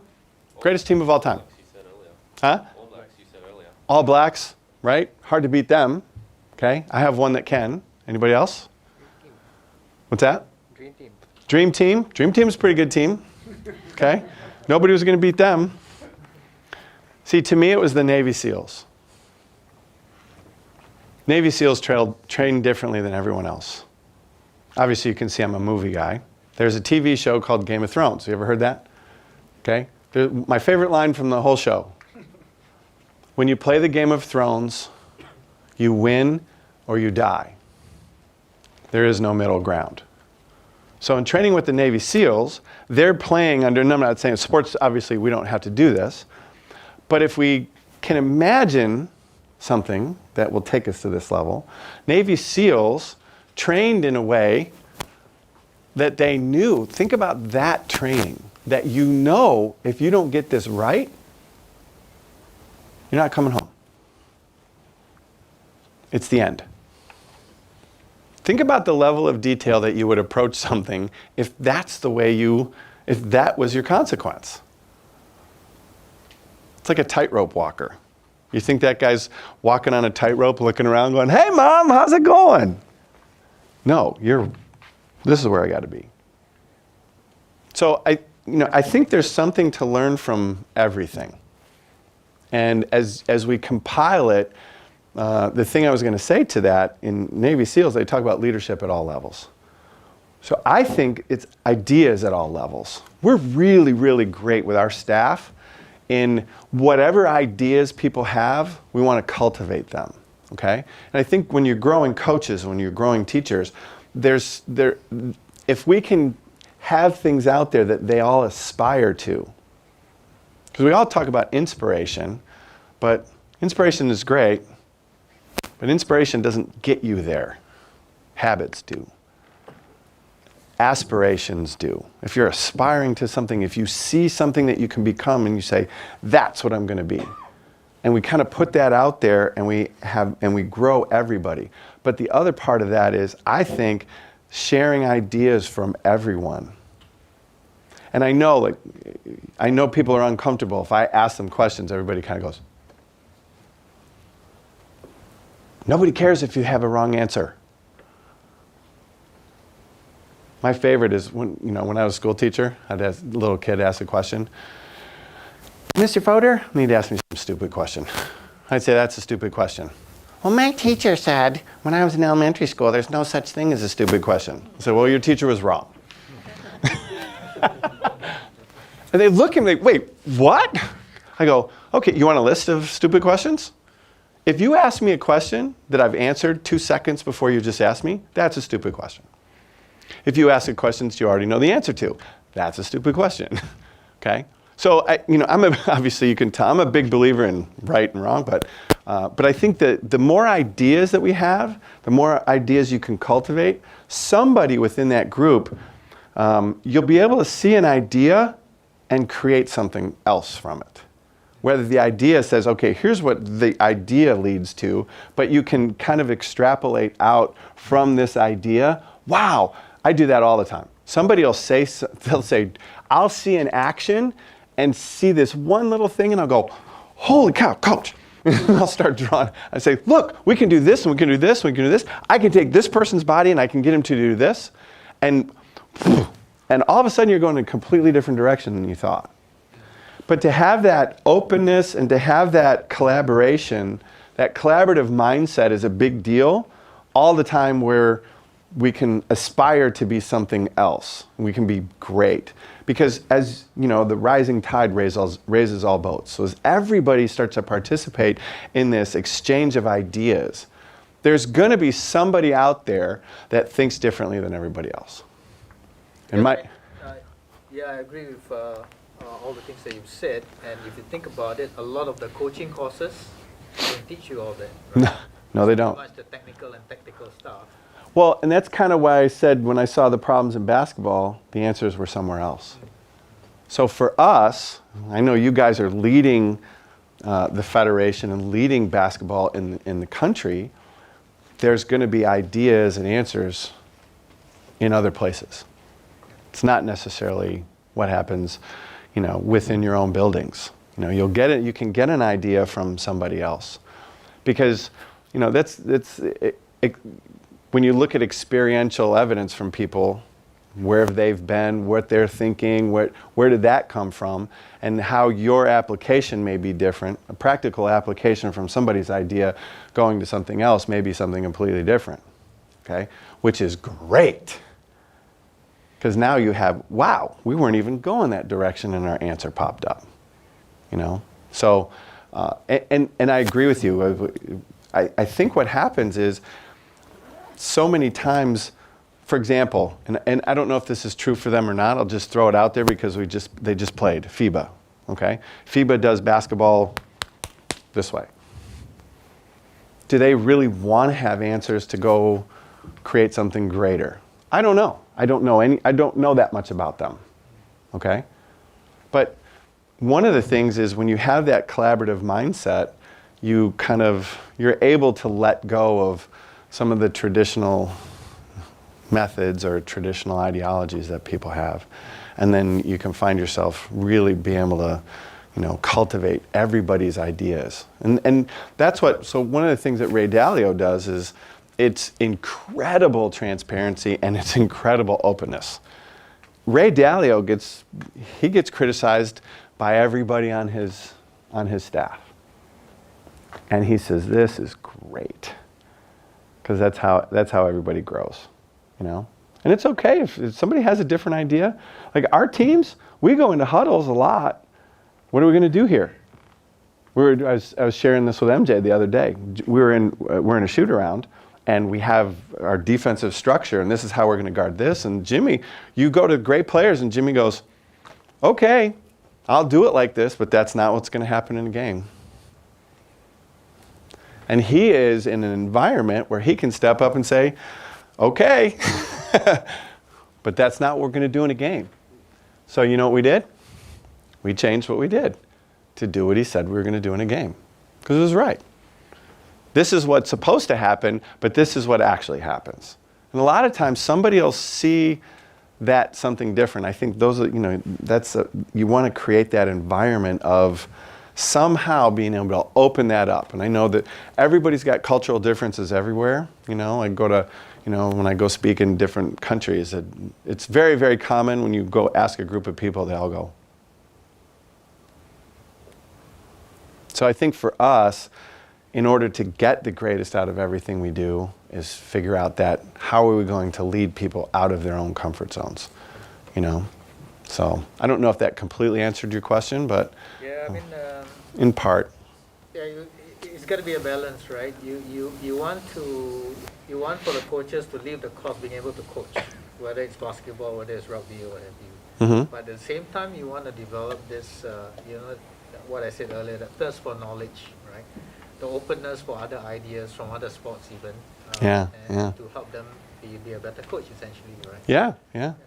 So, And I think what happens is your players, the people in your program start, who will probably be the next layer of your coaching staffs, those players start to see how see how your coaches are doing things. Wow, he's learning from that, and they're learning from that. And I refer to other things all the time, as you can see. I know we're playing basketball and I know we're doing this, but I refer to other things all the time, because they're visual connectors. Within that knowledge, everybody has their own base of knowledge, whatever that is. So there are things that they attach to, and MJ and I were talking about methods of learning. And so to me, as an instructor, as a teacher, I need to be able to say the same thing 50 different languages. And I don't mean necessarily French, Spanish, and Russian. I'm talking about visual learners, auditory learners, feel players, mechanics, artists, scientists, whatever that is. And I think as your coaches get more knowledgeable, but they're getting more knowledgeable, yes, in their craft, but they're getting more knowledgeable in the idea of the psychology of how somebody learns. What is it? Most of our conversations start with why. I'll put players out there and say, why are you playing basketball? And listen. And get in that place where everybody's vulnerable enough. It's kind of interesting because we actually learned this from the Navy SEALs. We talk about vulnerability. So if I say the word vulnerability to young men, they think it's a weakness. When in actuality, if we understand how it works, it's one of your greatest strengths. Because you have to be vulnerable enough to put your best out there to find out if it's good enough. And you fail. And all that's become is an assessment. Okay, now I know I've got to do something differently. But there's so the Spartans, when they fought, their military uniform was a shield and a sword. Okay, but they fought in a formation called a phalanx, and a phalanx was all the shield is here, the sword is here. I'm very strong in the front, but I'm vulnerable to my sides. And what they would do is they would fit the next shield here. And as you fit these shields together, you become this impenetrable wall where one guy's covering your vulnerability while they cover the other. So as your coaches can come together with ideas, with thoughts, and you encourage and you inspire people to have that vulnerability, because so many times people don't want to share an idea because they don't want to be wrong, which is a sad place to be. So the better we can all get at getting to this place, then you'll encourage ideas that you would never hear from anybody else. We were on an airplane after a road game. We're getting ready to fly to some other place, and we're talking about our offense. Coach says, "What do you think about the offense? What are we doing? Is it any good? Is it any this?" And I said, I'm kind of the abstract thinker, right? So the whole coaching staff's in this conversation. We got 5 guys, and I said, "Are any of you guys familiar with chess strategy?" And my guy's like, "All right, where are you going with this, Rob?" And I said, "Well, the 4 center squares in a chessboard are the controlling area of the entire chessboard. If you control those 4 squares, you control the board. I equate that to the elbows and the nail in offense." And I said, "Wouldn't it be an interesting exercise to sit with a grandmaster chess champion and build him parameters of how the board's going to work and see what he would do for offense? How would you clear those? What would the timing be?" And our guys are like, well, that's way beyond my spatial understanding, but I think that'd be a great exercise for you. So go do that. They were going to send me, and I said, as fate would have it, the greatest chess player that's ever played grew up a basketball player, Magnus Carlsen from Norway. And I said, also as fate would have it, he played for a friend of mine. So I call him up, and he says, "Yeah, I can put you together with Magnus. Might be tough in November because he's playing the World Championship, and but he'd love to talk to you."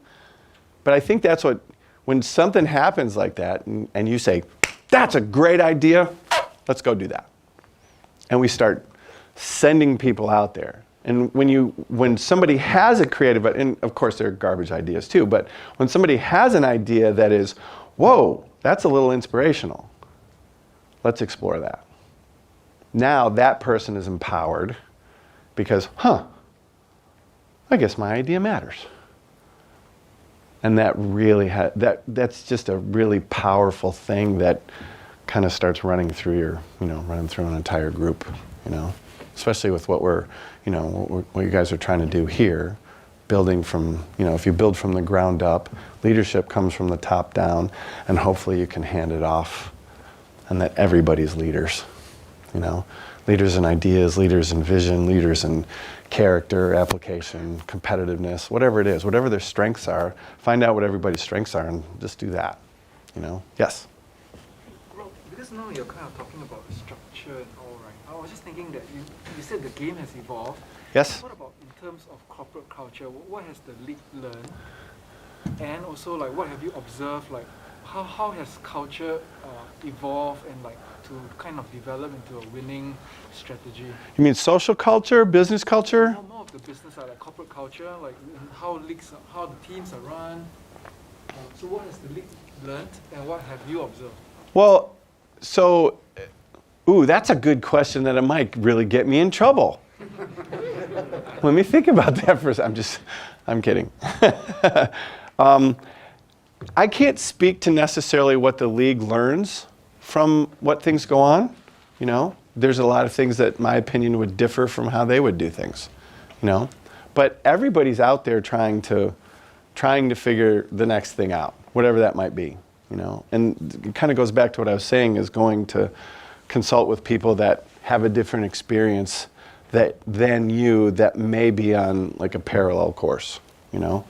So I think that the hard thing is when you start talking about culture in the States, when you're talking corporate culture, it's adapt or die. And I think that's kind of a universal truth for everybody and everything. adapt or die. Because when the game changes, you have to change your game. Because the answer to the question may have just changed. So you have to go find another answer. You know, there may be, I need to learn to relate differently. We need to drive people differently. We need to go this direction as an organization, or the game is being played this way, I don't have the personnel, or, you know what I mean? If you have that mentality that we're going to be observant and figure out what the next path is. You know, when we're playing, we call it next play speed.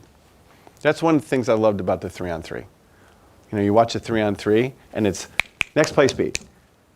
You know, in transition defense in the NBA, the 2 reasons that people get beat in transition, one of them is arguing with the refs. Somebody goes and makes a play and they're like, hey, I was fouled. And meanwhile, no, the play's going down there and your team's going, where the hell are you? You're out there arguing about the ref. Or you're acting like you're hurt. Or, you know, it's like soccer. Football, sorry. That's my favorite. I love watching the replays of South American, European soccer, where some guy comes running along and they go, it's like there's got to be acting class. And I'm not saying that our guys are exempt. We have some really good acting class guys in our league, but soccer guys are the best, the worst. I think you know what I'm saying to you. Yes. We have time for one last question. Oh, no way. Get out of here. Almost 7. Can you believe it? Really? Yeah. That's what somebody say, Rob, you talk too much. Maybe one last question from the floor. Anything really, really important that I may have some insight to? If I may, nobody else's question. You said earlier, really at the start, that the reason why your team was successful because you refused to let go of the rope. So how do you develop players and teams to refuse to let go of the rope? That is a great question. You know, I think the thing with that team in particular, and I alluded to the one day when I knew the season changed. Each day we would talk about, are we getting better? The Navy SEALs use a phrase, each day you need to get 1% better. Because you can't fix everything on the one day. So the idea of improvement each day, and then collective improvement, and then, you know, a direction that you're trying to go. That team, we were practicing in California at a high school gym, and one of the guys just was expectedly losing his head. He was bitching about something and things were going wrong and I'm not getting the ball and he's just focused on the wrong stuff. And one of the guys, Tyler Johnson, he stops and the whole practice stopped. He looked over, he goes, hey, man, we're 11-30. We're just trying to get better today. We're just trying to get better. And I think if you have that growth mindset, you have that mindset of improvement, literally every day, then you have a chance to deal with those times when things don't look so good. You know, because you're going to have a plan. Your plan's going to say this is where we're going to be, and you're not going to be there. And that goes to how do you not let go of that rope? If you have that mentality where you're constantly seeking improvement, you know, and if you go listen to talking clips of the greatest players, the greatest business people, the greatest minds, you start to see commonality and they kind of refer to the same things. That's how cliches become cliches, because most of the time they're true. You know, we can only play one day at a time. We can only, you know, whatever that is. But I think the part where when you start to figure out that we're going to do this today, you know, because when you're in that position, it's kind of like, it's an old parable. I can't even recall where it came from, but there's 2 horses and you're in the middle of the woods and there's 2 people standing on the ground and you're looking out and all you see is trees. And you know you've got to get somewhere, but you can't see the path. And the elder of the 2 look over and say, can you see the one step in front of you? And the younger one says, yeah, take it. And you take that step. Can you see that next step? Because I think that's what happens is when we kind of lose track of people that take success as a destination are very different than people that take success as a journey. And if you, or a process.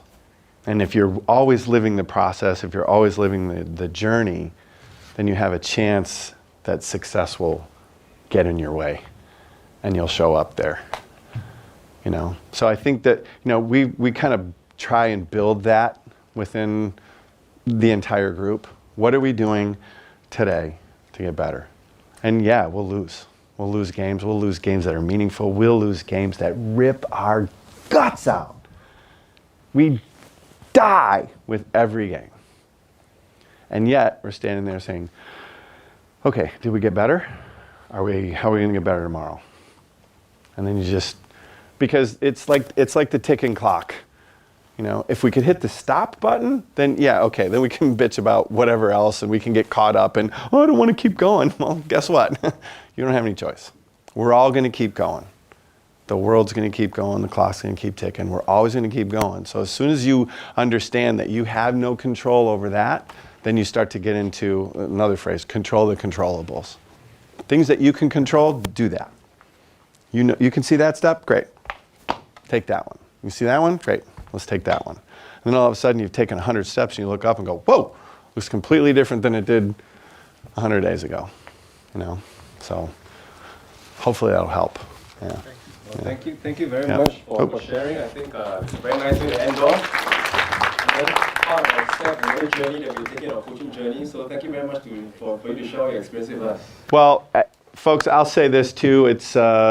It really is an honor. I know you guys, people say it all the time. It really is an honor for me and a pleasure for me to be here with, like I said at the beginning, with people that want to go down that pathway, you know. And if there's something that I can help you with, great. I learned just as much from you guys as the other way around.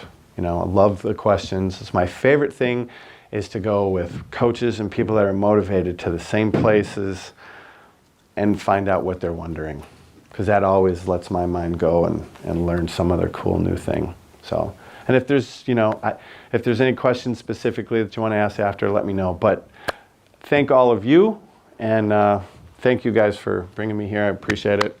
And We have a token appreciation for Coach. Maybe you can ask Chairman if you're to have Sport Singapore Chairman to call in down, present a token appreciation to Coach Rob. One of my best 2 hours spent. oh no, thanks so much. Thank you so much. Oh, MJ. One more there as well. Oh, hey. Thank you. Thank you so much. Appreciate it. Thanks for your time, guys. And also thank you for the Singapore Slingers for bringing Coach Rob to us. Really appreciate it. Thank you. Me too.